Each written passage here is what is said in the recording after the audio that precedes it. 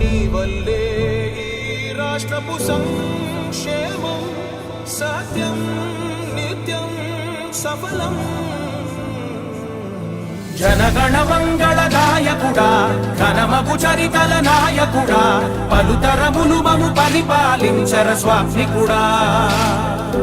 నవయుగ మేధో సైనికుడా, సమయము తెలియని సేవకుడా, యువ నవ్యాంధ్రకు ప్రగతిని చూపర సాధకుడా, వైతాళికుడా.